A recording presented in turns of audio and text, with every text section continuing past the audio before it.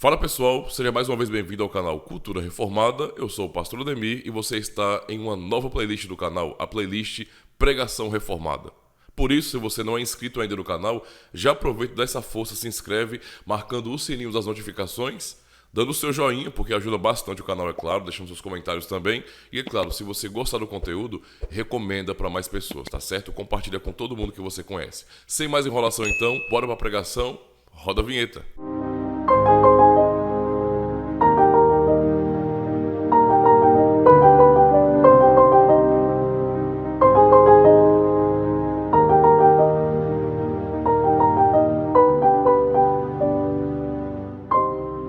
Queria convidar os irmãos, então, a, sem demora, abrirem a palavra do Senhor no livro dos Salmos. Nós vamos fazer a leitura no Salmo 19, a segunda parte do Salmo, do verso 7 até o verso de número 14. Livro dos Salmos, Salmo 19, do verso 7 até o verso 14. Diz assim a palavra do Senhor: A lei do Senhor é perfeita e restaura a alma. O testemunho do Senhor é fiel e dá sabedoria aos simples. Os preceitos do Senhor são retos e alegram o coração. O mandamento do Senhor é puro e ilumina os olhos. O temor do Senhor é límpido e permanece para sempre. Os juízos do Senhor são verdadeiros e todos igualmente justos. São mais desejáveis do que o ouro, mais do que muito ouro depurado, e são mais doces do que o mel e o destilar dos favos. Além disso, por ele se admoesta o teu servo, em o guardar a grande recompensa. Quem há que possa discernir as próprias faltas? Absolve-me das que me são ocultas. Também da soberba guarda o teu servo, que ela não me domine. Então serei irrepreensível e ficarei livre de grande transgressão. As palavras dos meus lábios e o meditar do meu coração sejam agradáveis na tua presença, Senhor, rocha minha e redentor meu. Amém. Vamos curvar as nossas frontes, meus irmãos, vamos orar suplicando a graça do Senhor, a sua iluminação para conosco. Senhor nosso Deus, nosso Pai bendito, nós louvamos o Teu nome. E Pai amado, nós pedimos agora o Teu auxílio. Sabedores, ó Deus, da nossa limitação, como também, ó Deus, da inclinação que há no nosso coração de nos levantarmos contra aquilo que o Senhor nos diz na Tua santa palavra. Assim a nossa súplica é no sentido de que o Senhor nos agracie duplamente, dando-nos condições de compreendermos a Tua palavra, dando-nos, ó Deus, condições de apreendermos o sentido maravilhoso deste texto, mas também, ó Pai, agindo em nossas mentes e corações para que nós recebamos a Tua palavra da maneira como ela deve ser recebida, como Tua palavra, como uma palavra santa, autoritativa para o nosso caminhar, e assim o Senhor firme os nossos pés no caminho da piedade. É em nome de Cristo, Teu Filho, que nós choramos. É em nome dele que nós te bendizemos hoje eternamente. Amém.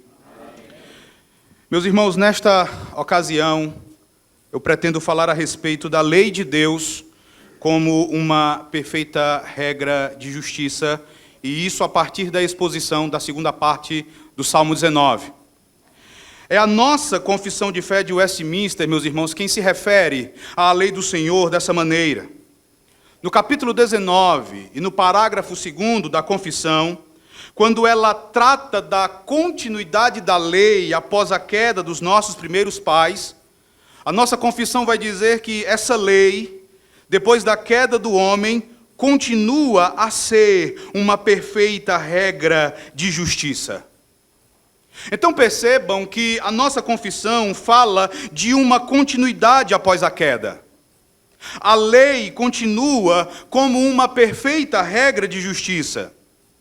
Ainda que tenham passado a existir algumas mudanças na criação, ainda que tenha ocorrido uma mudança, tanto no status do homem diante de Deus, quanto no seu coração, ou seja, Ainda que o homem agora, em virtude do pecado, seja tanto culpado quanto corrompido, a lei, ela permanece como uma perfeita regra daquilo que Deus, em sua justiça, exige do ser humano. Uma vez que em Deus não há variação ou sombra de mudança, a sua vontade moral também permanece exatamente a mesma. E algo que devemos ter em mente logo de início é que exatamente por permanecer uma perfeita norma de justiça, a lei, ela continua a obrigar todas as consciências humanas como norma de vida. Na verdade, meus irmãos, até se pode falar de uma mudança, não na lei em si, mas no seu propósito. Uma vez que com a queda, o pacto das obras, ele foi abrogado. Ele agora não nos é mais o caminho para a salvação e a vida eterna. Dessa maneira, por causa do pecado, ninguém será justificado diante de Deus por obras da lei, é o que diz o apóstolo Paulo em Romanos capítulo 3, no verso 20. Mas a lei, ela mantém o propósito de ser para o homem uma perfeita norma acerca de como o homem deve ordenar a sua vida diante de Deus. Nesse sentido, ela é imutável, sem qualquer abrandamento e inalienável em suas relações pessoais. Salvaguardada a discussão sobre a distinção entre lei e evangelho no que diz respeito à nossa justificação, a lei sempre vai ter o seu lugar devidamente assegurado e afirmado na tradição reformada, meus amados. Seguindo a distinção feita por Philippe Melanchthon nas suas Lois Communes, Calvino também falou de 3 usos da lei. E permitam-me aqui destacar o terceiro uso, que diz respeito àqueles que são justificados pela graça mediante a fé, para que então esses pratiquem boas obras agradáveis a Deus. Logo na primeira edição das suas Institutas, publicadas no ano de 1536, Calvino fala da lei como possuindo o propósito de nos ensinar o que é a perfeita justiça e como ela deve ser guardada. Quando nós adentramos a teologia dos puritanos, isso também é afirmado com grande ênfase. Por exemplo, meus amados irmãos, Samuel Bolton, um dos teólogos da Assembleia de Westminster, na sua obra clássica sobre os verdadeiros limites da liberdade cristã, ele vai fazer a distinção entre a lei como um pacto e a lei como uma regra. Ele vai afirmar que os crentes estão livres de serem justificados pela obediência à lei como um pacto. Mas a lei continua como uma regra para a vida cristã. Ele também afirma que a lei pode ser considerada como uma regra e como um pacto. Quando nós lemos que a lei continua em vigor, devemos então entender que ela é uma regra, não um pacto para nós. Mas quando nós lemos que ela foi abrogada, quando nós lemos que não temos mais nenhuma obrigação para com a lei, ela deve ser entendida nesse aspecto como um pacto, não como uma regra de vida. Ele diz mais: até que a lei esteja morta para você, e você para a lei, você buscará justiça e vida através da obediência a ela. Porém, uma vez que a lei tenha matado você, e mostrado que você está morto e que não pode fazer nenhum bem, de maneira que não espere nada vindo dela, então é aí que você olhará para Cristo somente em busca de vida. Então essa é a ideia de lei como um pacto. E é nesse sentido, meus irmãos, que a lei ela não mais nos vincula. Este é um dos sentidos em que nós não estamos mais debaixo da lei, mas ela permanece em pleno vigor, em plena força, como uma regra para o caminhar do povo de Deus. O mesmo tipo de raciocínio pode ser encontrado numa obra que desempenhou um importante papel naquela que ficou conhecida como a controvérsia do cerne. Uma obra escrita por um puritano chamado Edward Fisher, um puritano que viveu entre 1627 e 1655, uma obra intitulada O Cerne da Teologia Moderna. Edward Fisher vai dizer: acredite, a lei como um pacto de obras Em relação a ela, nesse sentido, todos os verdadeiros crentes estão mortos. E ela os mata. Porque eles, sendo incorporados a Cristo, o que a lei ou pacto das obras fez a Cristo, ela faz o mesmo a eles, aos crentes. De maneira que quando Cristo foi pendurado na cruz, todos os crentes foram ali pendurados com ele. Mas mais à frente, quando Edward Fischer fala da lei, não como um pacto para nós, mas como uma regra de vida, ele vai dizer que ela continua até o fim do mundo. Uma vez que agora nós a recebemos não das mãos de Moisés, mas nós a recebemos agora das mãos de Cristo, para ordenar o nosso caminhar e para nos instruir naquilo que é agradável a Deus. Então percebam, meus irmãos, que na nossa tradição, na tradição reformada, na tradição puritana, a lei, ela tem o seu lugar afirmado como uma perfeita regra de vida. Ela continua a gozar na igreja de um lugar de grande importância. Até porque, como nos diz um autor chamado Ernest Kavan, ele vai dizer que cada departamento da teologia, especialmente da teologia puritana, possui um estreito relacionamento com a lei. E como isso acontece? Ele diz: pecado é a transgressão da lei. A morte de Cristo é a satisfação da lei. A justificação é o veredito da lei. E a santificação é o cumprimento da lei pelo crente, ele amparado pela graça e auxiliado pelo Espírito Santo. Meus irmãos, e é justamente quanto à santificação que as convicções dos puritanos sobre a lei assumiram importância especial. E o trecho do Salmo 19, lido por nós, ele pode nos ajudar na compreensão de como a lei mantém o papel de ser para nós uma perfeita regra de vida, uma perfeita regra de justiça. Observem o texto, mantenham a Sagrada Escritura aberta. É muito comum, meus irmãos, nós utilizarmos o Salmo 19 como uma espécie de texto-prova.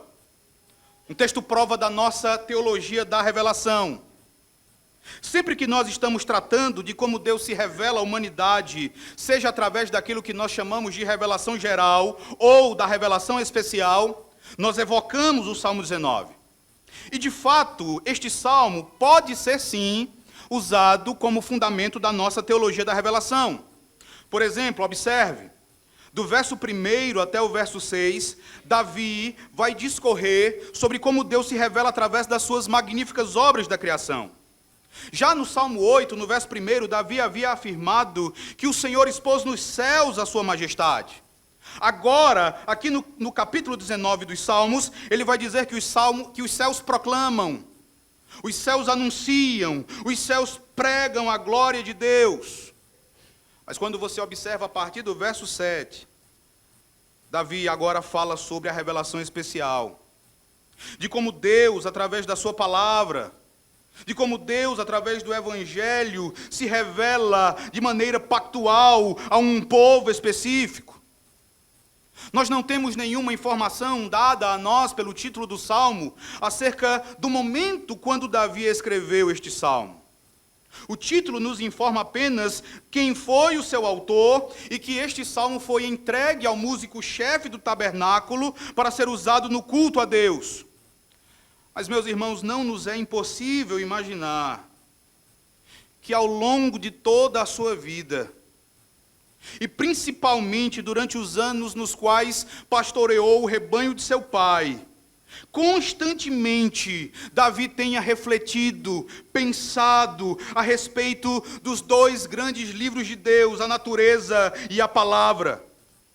Não nos é impossível imaginar que Davi gastou grande tempo da sua vida refletindo, ponderando, comparando, para que no final ele estivesse assim mais e mais encantado com o Senhor, o autor desses dois livros revelacionais.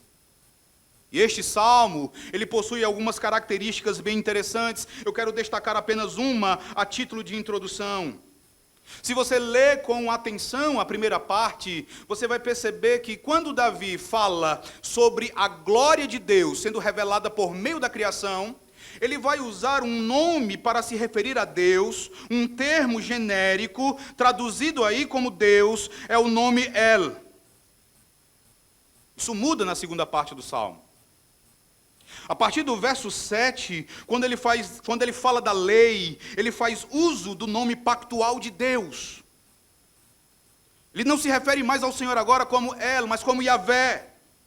Ele faz isso 7 vezes do verso 7 até o final do Salmo. E Davi faz isso, irmãos, para lembrar aos seus leitores do contexto em que a lei foi entregue por Deus ao seu povo. Para dizer ao povo da aliança que a lei é a lei do pacto. Para revelar Yahvé como gracioso Senhor da aliança. Para nos mostrar que na lei há graça, e a lei de Yahvé é a graciosa lei do pacto. Nós também podemos entender isso observando que a criação, ela revela sim a existência de um Criador, ela proclama sim a existência de uma divindade que trouxe todas as coisas à existência e que em tudo que existe esse Deus imprimiu a sua glória, mas é a lei, é a palavra quem revela a identidade desse Deus. É a palavra quem mostra exatamente quem trouxe todas as coisas à existência. Além disso, se você observar, há uma diferença no estilo entre as duas seções do Salmo. Do verso 1 ao verso 6, as frases são mais longas. Já do verso 7 ao verso 14, elas são bem mais curtas. Nessa manhã, meus irmãos, nós vamos deixar a primeira parte do Salmo e vamos considerar então a segunda parte, que tem início no verso 7, quando Davi nos fala a respeito das maravilhas da lei do Senhor. A partir do verso 7, Davi vai fazer uma série de 6 declarações a respeito da maravilha da lei de Deus, os seus mandamentos, os seus estatutos e juízos. Observemos então cada uma dessas afirmações feitas pelo salmista. Observe o texto, do verso 7 ao verso 9, Davi diz assim: a lei do Senhor é perfeita e restaura a alma. O testemunho do Senhor é fiel e dá sabedoria aos simples. Os preceitos do Senhor são retos e alegram o coração. O mandamento do Senhor é puro e ilumina os olhos. O temor do Senhor é límpido e permanece para sempre. Os juízos do Senhor são verdadeiros e todos igualmente justos. Um esclarecimento inicial que precisa ser feito, meus irmãos, é sobre o uso da palavra Torá, lei, aí no verso 7.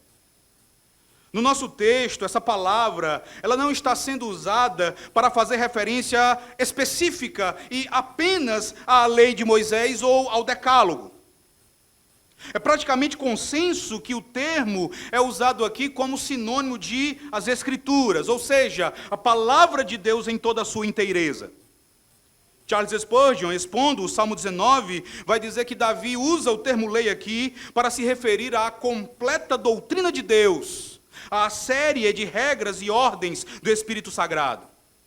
O puritano Matthew Poole, comentando este versículo, vai dizer que aqui lei significa a doutrina entregue por Deus à sua igreja, seja por meio de Moisés ou pelos outros profetas e homens santos que vieram depois de Moisés.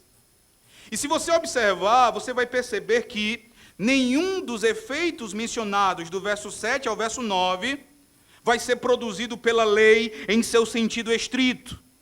Mas esses efeitos são produzidos por todas as partes da palavra, por todos os preceitos, conselhos, ameaças, promessas e do gracioso pacto de Deus feito com o homem. Samuel Bolton também, ele vai fazer uma lista de 7 usos para o termo lei nas Escrituras. E ele vai destacar que aqui no Salmo 19, no verso 7, a lei, essa palavra é usada para fazer referência não apenas ao Pentateuco, não apenas à lei moral, conforme resumida no Decálogo, mas lei aqui significa a completa palavra de Deus, as suas promessas e preceitos. Mas permitam-me dizer algo a vocês. Se aqui no verso 7, se aqui lei quer dizer a palavra de Deus em toda a sua completude, em todas as suas partes, obviamente, meus irmãos, aquilo que de modo estrito é entendido como a lei está incluído. Se por lei aqui devemos entender toda a Escritura, aquilo que é parte de toda a Escritura também é referido aqui pelo salmista Davi. A nossa tarefa, então, é compreendermos como a lei pode restaurar ou refrigerar a alma de alguém. A palavra de Deus deixa claro que em relação ao homem descrente, em sua incredulidade, a lei apenas revela o seu pecado. Paulo vai dizer em Romanos, no capítulo 3 e no verso 20, que ninguém será justificado diante de Deus por obras da lei, em razão de que pela lei vem o pleno conhecimento do pecado. Então, em si mesma, em relação ao homem em seu estado de pecado, a lei aponta, ela revela o pecado, ela condena o homem como seu transgressor. Ela não traz alívio ao coração do homem. Ela ordena, mas ela não concede graça. O pastor Joel Bick, numa obra, nós já temos publicado em português, uma obra intitulada Lutando contra Satanás, ele faz uma citação que capta muito bem a ideia daquilo que a lei faz em relação a um homem não convertido. Eu pensava que tinha de obedecer à lei e fui a Moisés para resolver a questão. E ele imediatamente me derrubou. Eu sabia que merecia isso e não reclamei. Preparei-me e novamente fui a Moisés. Com um baque ainda mais severo, segunda vez ele me derrubou ao chão. Fiquei surpreso e implorei que ele me escutasse. Mas ele me expulsou do Sinai e não me deu nenhuma satisfação.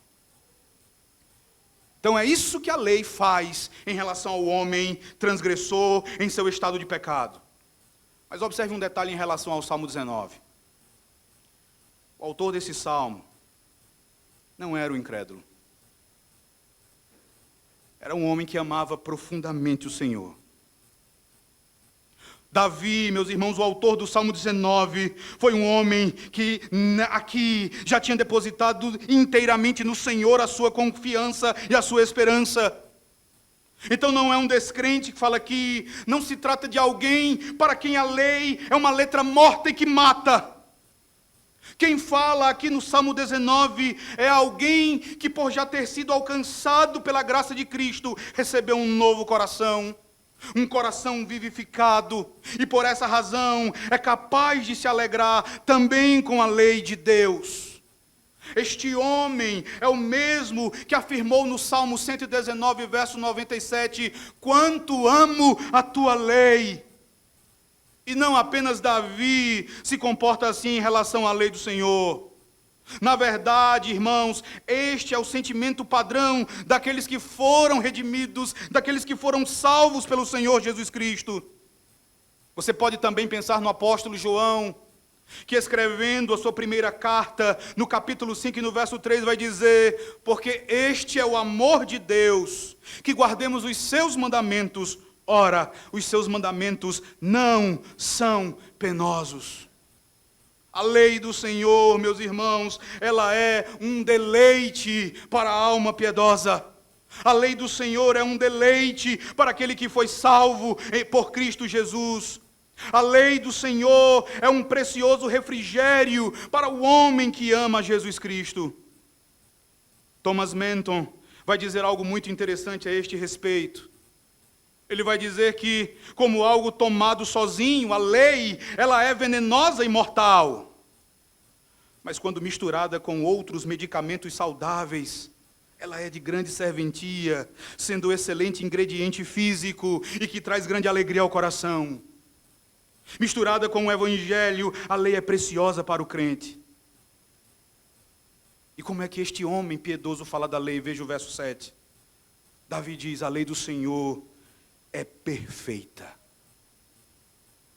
A ideia aqui, irmãos, é de completude, é de integridade. A ideia aqui, como afirmou Calvino, é que se uma pessoa é devidamente instruída na lei de Deus, ela não carece de nada que seja indispensável à perfeita sabedoria. E essa lei perfeita, ela provoca na alma do crente refrigério, restauração. A ideia da palavra usada por Davi é de fazer voltar atrás, de converter. Há quem afirme que aqui a ideia é de provocar arrependimento.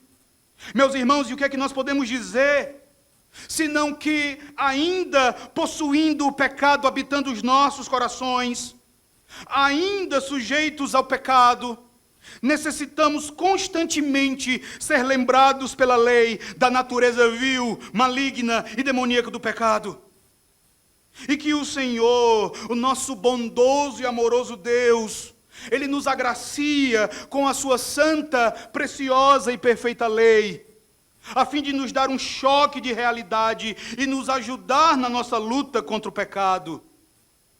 John Boyce faz uma declaração a respeito da perfeição da lei que é maravilhosa. Ele compara a lei ao tanque de Betesda. Ele faz uma relação interessante entre a pessoa que entrava no tanque após o Espírito agitar as águas e a pessoa que mergulha na lei depois de o Espírito Santo agitar as águas do seu coração.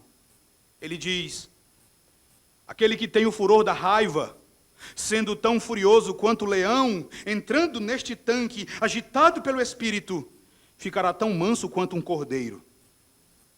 Aquele que tem a cegueira da intemperança, lavando-se neste tanque, perceberá a própria loucura. Aquele que tem o mofo da inveja, a lepra da avareza, a paralisia da concupiscência, terá meios e medicamentos para sarar dessas doenças. Pense em quantas vezes a lei do Senhor já fez você voltar atrás dos maus caminhos que você havia tomado. E você pode ver nisso a perfeição da lei. Davi continua dizendo no verso 7, o testemunho do Senhor é fiel e dá sabedoria aos simples. Se você ler Êxodo capítulo 31, verso 18, capítulo 32, verso 15, e também o capítulo 34, verso 29, você verá que ali o termo traduzido como testemunhos fala especificamente dos 10 mandamentos escritos nas 2 tábuas do testemunho. Meus irmãos, a lei nada mais é do que um claro, um límpido testemunho do Senhor contra o pecado. Nos 10 mandamentos, o Senhor se coloca contrário à idolatria, contrário ao falso culto, contrário à irreverência, ao desprezo pelo seu santo dia, à insubmissão a todas as pessoas dotadas de autoridade. O Senhor se coloca contrário a tudo que prejudique a nossa vida e a do nosso próximo, a tudo aquilo que seja impuro e que ameace o leito conjugal. Ele se coloca contra a preguiça, contra a desonestidade, a violência, ao roubo, à mentira, ao falso testemunho e à cobiça. E o testemunho que Deus dá contra todas essas coisas é fiel, claro, resoluto, infalível e irretorquível. Não há quem seja capaz de retrucar, de responder, de desafiar aquilo que a lei de Deus diz. E o efeito da lei, o efeito do testemunho do Senhor é a sabedoria. Davi diz que o testemunho do Senhor é fiel e dá sabedoria aos simples. Quem são os simples, meus irmãos? Não imagine que aqui nós temos um pequeno grupo dentre aqueles que amam o Senhor. Todos nós somos simples. Quando Tiago, na sua carta, diz: se porém algum de vós necessita de sabedoria, peça a Deus. Tiago não tem ali o propósito de fazer com que os seus leitores raciocinem dizendo: bem, eu já tenho sabedoria suficiente para viver, então ele não está falando comigo. Meus irmãos, Tiago deseja que todos os seus leitores se reconheçam como grandemente necessitados de sabedoria. E assim também deve ser conosco ao lermos a declaração do salmista Davi. Quem são os simples? Somos nós. Todos nós necessitamos de sabedoria. O mais sábio dentre nós sempre necessitará da sabedoria vindo da parte de Deus. E onde essa sabedoria pode ser encontrada? No testemunho fiel do Senhor. Pense mais uma vez, traga à sua memória mais uma vez as muitas ocasiões em que você fez algo e posteriormente, lendo a palavra de Deus, lendo a lei do Senhor, você tomou conhecimento de que pecou contra aquele que tanto te amou, e isso compungiu teu coração. E isso levou você a resolver firmemente em teu coração a não mais praticar tal loucura. Irmãos, a lei do Senhor, nas mãos do Espírito Santo, levantou os teus olhos e fez você contemplar aquele a quem traspassou. E por ele você pranteou como se pranteia por um unigênito. E você chorou por ele como quem chora amargamente por um primogênito.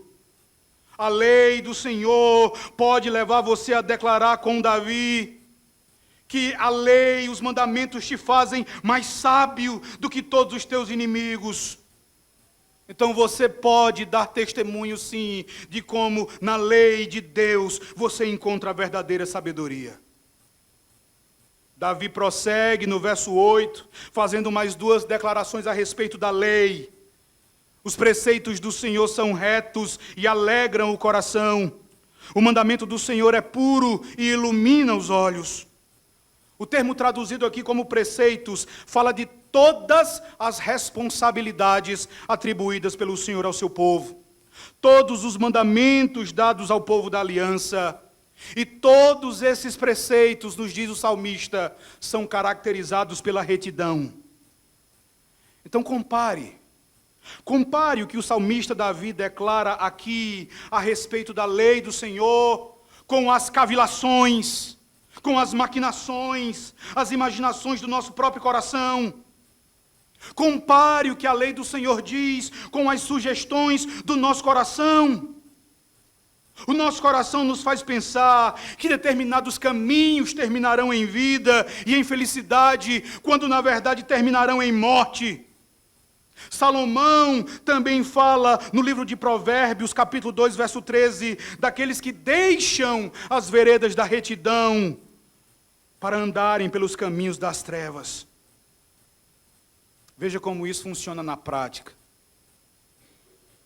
O Senhor nos diz, no segundo mandamento, que nós não podemos adorá-lo fazendo uso de nenhuma representação. Ele nos diz que nós não podemos adorá-lo fazendo uso de nenhuma imagem dele. E o nosso catecismo maior de Westminster, levando em consideração a unidade da essência divina, levando em consideração a pessoa teantrópica do Senhor Jesus Cristo, nos ensina na exposição do segundo mandamento, na resposta à pergunta 109, que não nos é permitido fazer qualquer imagem de Deus, de todas ou de qualquer das três pessoas, quer interiormente no Espírito, quer exteriormente em qualquer forma ou semelhança de alguma criatura. Toda a adoração dela, ou de Deus nela, ou por meio dela. A lei do Senhor nos ensina isso. Mas o que muitos têm feito ultimamente? O coração humano, meus irmãos, tem buscado formas, tem cavado, tem engendrado, tem elaborado meios sutis, distinções semânticas sutis entre adoração e uso didático, com o fim de fazer imagens da pessoa de Jesus e assim ensinar as nossas crianças por meio dessas imagens. E essa distinção ela é inútil, afinal de contas, qual é o objetivo desse ensino? Se não levar as crianças à devoção, se não levar as crianças à adoração. Foi por essa razão que Calvino afirmou: sabemos o quanto cada um é devotado a si próprio, e quão difícil é erradicar de nossa mente a vã confiança em nossa própria sabedoria. A vida de um homem não pode ser corretamente ordenada, disse Calvino, a menos que ela seja moldada segundo a lei de Deus, e que sem isso ele não pode fazer outra coisa, senão vaguear por labirintos e por trilhos tortuosos.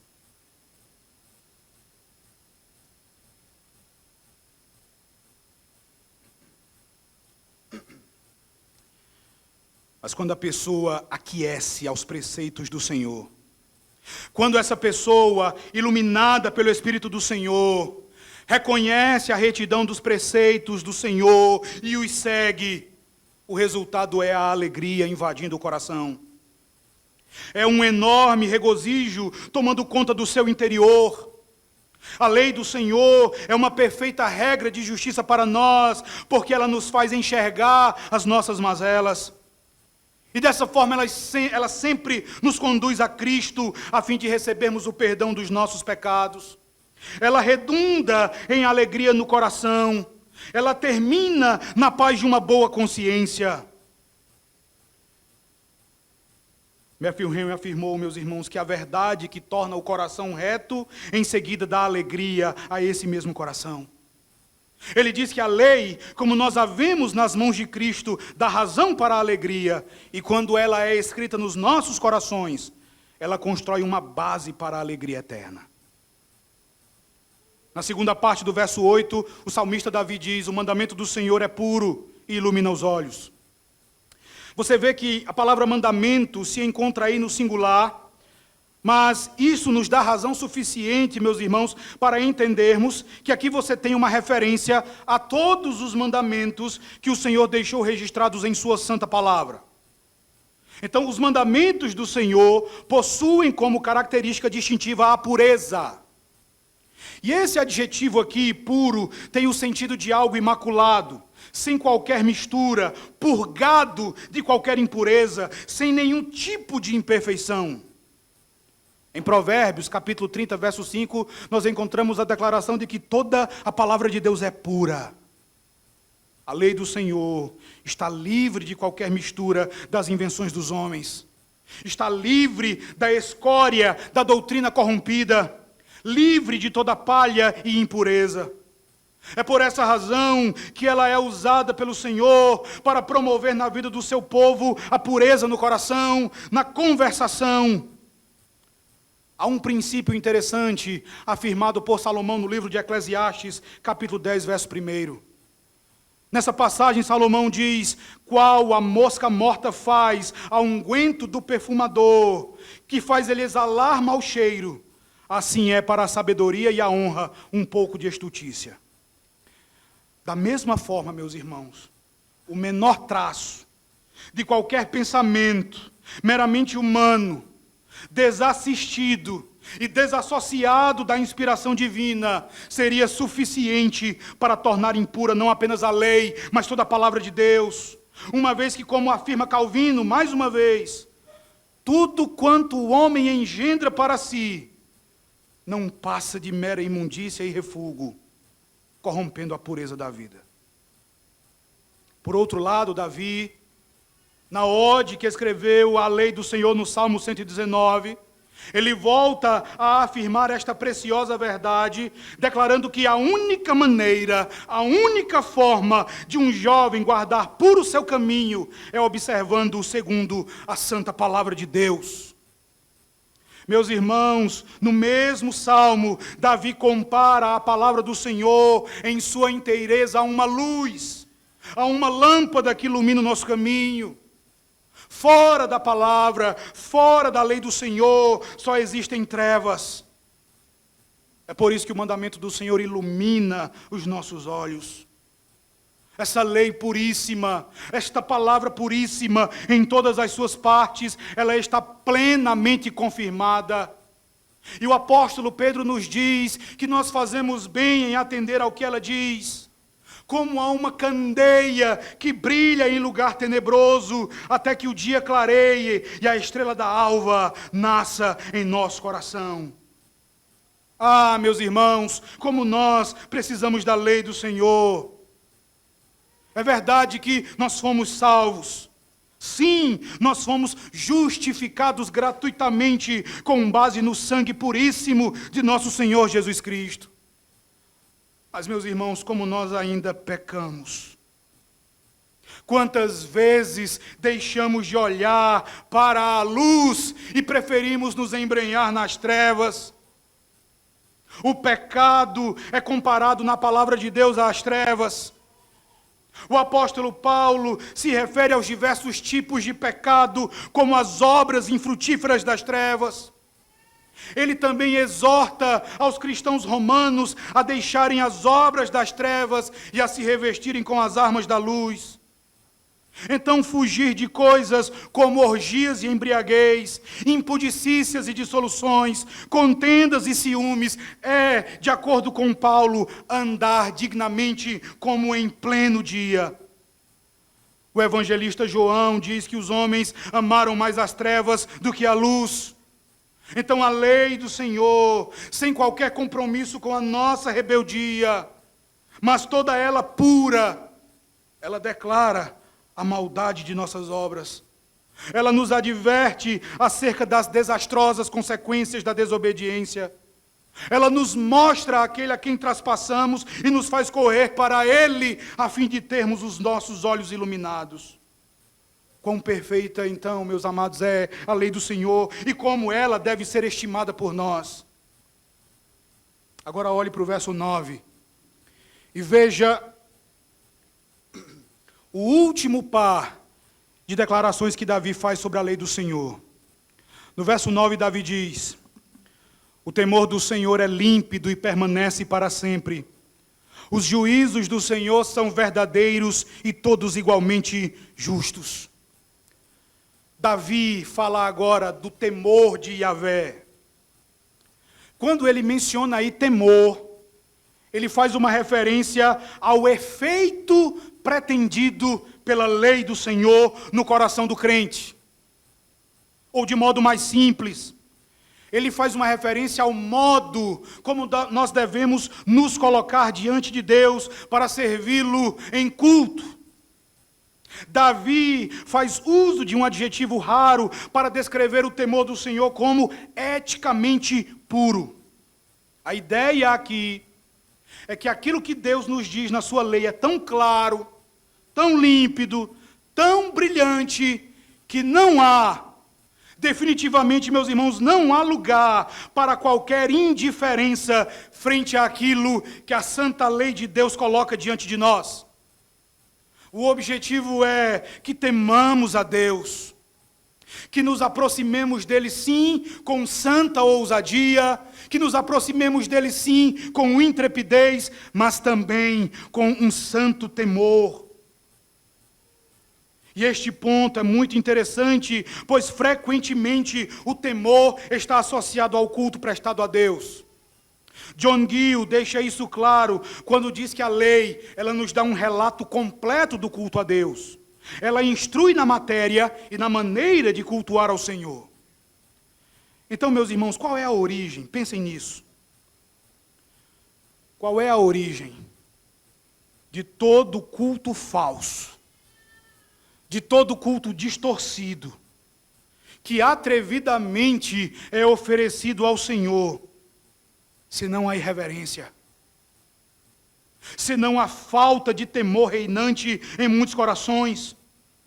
O que leva alguém a introduzir abominações no culto, como teatros, danças, canções cujas letras são antropocêntricas e até mesmo blasfemas? O que leva alguém a substituir o pregador, o arauto comissionado pelo grande rei, por uma pregadora?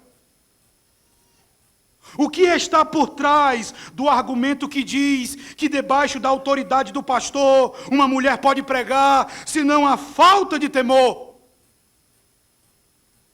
Calvino diz que a forma na qual geralmente os homens manifestam o seu temor a Deus consiste em inventar falsas religiões e um culto pervertido. E ao proceder assim, eles ainda mais provocam a sua ira.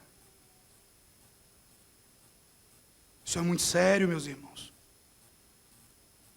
Então, como é que a lei do Senhor se mantém para nós uma perfeita regra de justiça nessa área? Tudo que ela diz, tudo que ela nos ensina, tudo que Deus nos ensina em sua palavra, desde o Antigo Testamento, a respeito da maneira como nós devemos nos aproximar dele no culto, permanece para sempre. A vinda de Cristo, A escrita do Novo Testamento não se constituem em eventos que nos permitam abandonar um culto simples, espiritual e regulado pelas Escrituras. Tudo que o Senhor nos ordenou a respeito do modo como adorá-lo permanece, e nós não temos a permissão de acrescentar nada e de retirar nada do culto. Nós não podemos então adorar a Deus sob nenhuma imagem visível. Não podemos substituir a pregação por formas dramatizadas, não podemos colocar a pregação nas mãos de pessoas que não foram comissionadas pelo grande rei para fazer isso, não podemos nos apresentar diante dele com um fogo estranho em nossas mãos, com aquilo que ele não nos ordenou. É preciso temer a Deus, e isso significa atarmos nos nossos corações os seus mandamentos, e dele jamais nos apartarmos. Davi diz ainda, no verso 9, que os juízos do Senhor são verdadeiros e todos igualmente justos.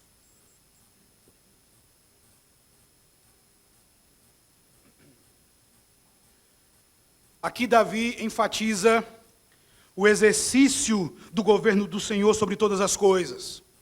A maneira como o Senhor ministra a justiça em todas as esferas. E o que Davi nos ensina aqui é que o Senhor declara na sua palavra o que é justo. Aqui nós aprendemos, meus irmãos, que a justiça ela é definida segundo os termos de Deus, não segundo os termos do homem. No livro do profeta Miqueias, o Senhor afirma que ele nos declara aquilo que é justo. O seu governo é exercido em perfeita harmonia com aquilo que ele declara na sua santa lei. Mas há, no coração idólatra do homem, uma perpétua inclinação para se voltar contra aquilo que o Senhor declara na sua santa lei, e declarar que o governo do Senhor é injusto, que Deus é injusto naquilo que faz. É perpétua a tolice humana de desejar rebaixar Deus aos seus próprios padrões, uma vez que são as leis humanas, em muitas ocasiões, que são caracterizadas por aquilo que é injusto. Mas a lei do Senhor, ela se coloca em franca oposição a muitas das leis humanas. Porque a lei do Senhor, ela é verdadeira e justa em tudo o que diz. Em todos os seus pontos, ela é absolutamente perfeita. Charles Spurgeon vai dizer, os juízos de Deus, todos eles juntos, ou cada um deles em particular, são manifestadamente justos e não precisam de desculpa laboriosa para justificá-los.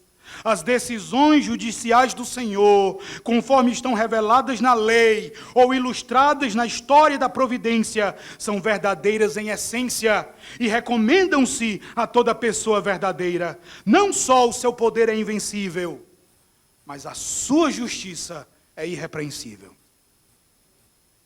Eu concluo, meus irmãos, dizendo a vocês que por aquilo que é, e por todas as suas qualidades intrínsecas, e por todos os seus efeitos na alma, por todos os seus efeitos no coração daquele que foi redimido pelo sangue de Jesus, o Cordeiro de Deus, que a nossa reação à lei do Senhor não pode ser outra, senão declarar junto do salmista Davi, que os juízos do Senhor são mais desejáveis do que ouro, mais do que muito ouro depurado, e são mais doces do que o mel e o destilar dos favos.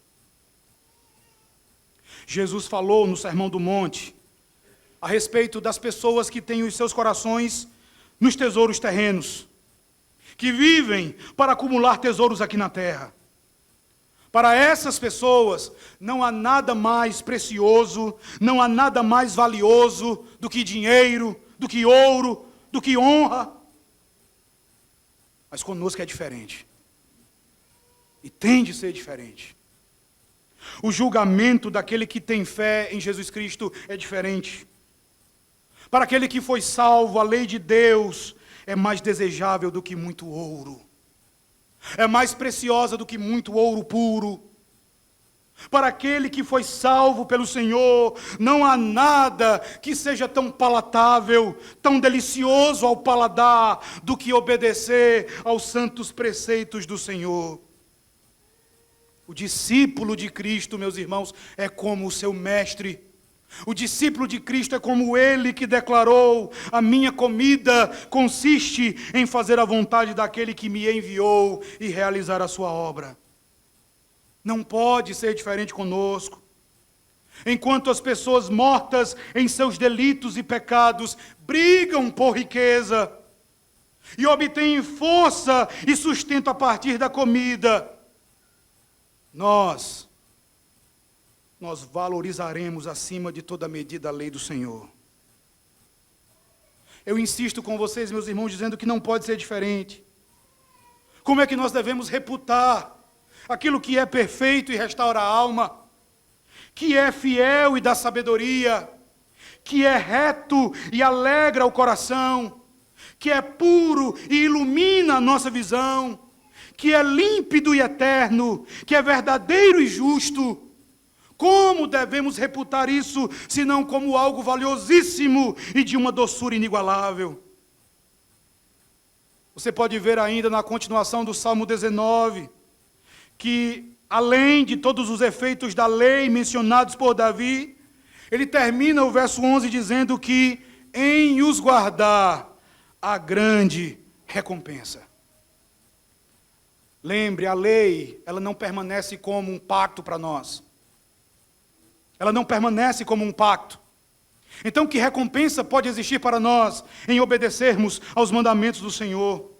Que recompensa podemos esperar ao valorizarmos esta perfeita regra de justiça? A primeira recompensa você pode perceber aí mesmo, no Salmo 19, nos versículos finais. Veja quando Davi ora ao Senhor, suplicando por ajuda em relação aos pecados ocultos e à soberba. Agora olhe o verso 6. No verso 6, falando a respeito da revelação de Deus na criação, Davi vai dizer assim, veja o final: e nada refoge ao seu calor. A palavra aí do verso 6, traduzida como refoge, é a mesma palavra do verso 12 para ocultas. É a mesmíssima palavra. E a ideia que Davi quer nos comunicar é que nada se esconde do calor do sol. Da mesma forma, não há nenhum pecado nosso que se oculte aos olhos de Deus. Davi parece ter escolhido deliberadamente essa palavra, porque se nada pode se esconder do calor do sol, muito menos algo pode se ocultar do brilho da lei ou dos olhos de Yahvé. Assim como Davi, nós podemos ser incapazes de ver os nossos próprios pecados. Mas o Senhor não possui esse impedimento. Ele vê tudo. E além disso, Ele nos mune com a sua santa lei, que nos dá o conhecimento do pecado, que é como um espelho que mostra exatamente quem somos e o que ainda há no nosso coração, a fim de corrermos para Cristo e também progredirmos no caminho da santificação. Além disso, meus irmãos, nós nos beneficiamos da perfeita regra de justiça, a lei do Senhor, porque mesmo já tendo sido alcançados pela graça salvífica do Senhor, a lei continua a nos remeter àquele que é perfeito e todo suficiente para todas as nossas necessidades e para nos ajudar na mortificação de todas as nossas mazelas. A lei ainda revela o pecado no nosso coração. E ela nos leva a bradar como Paulo, em Romanos capítulo 7, verso 24, desventurado homem que sou, quem me livrará do corpo desta morte?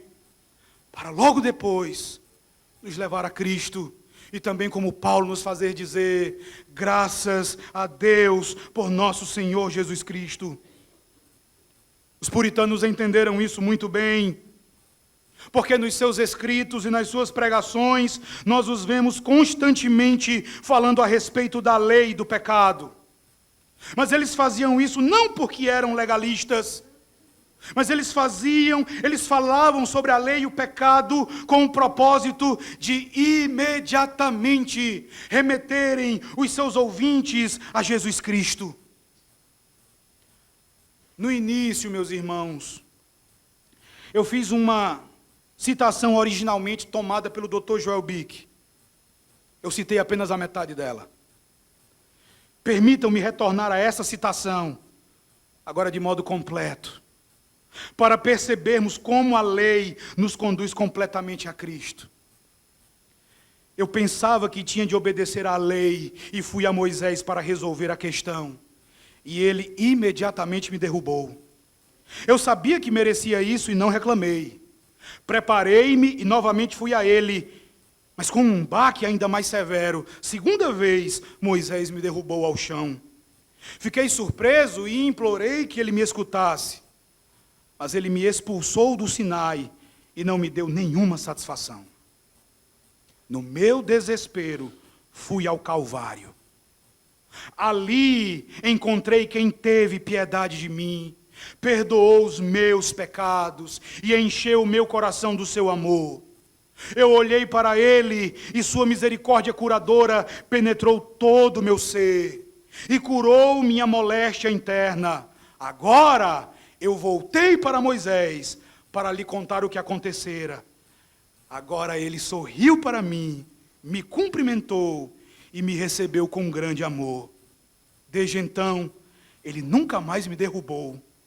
Fui por meio do Calvário até o Sinai, e todos os trovões do Sinai silenciaram.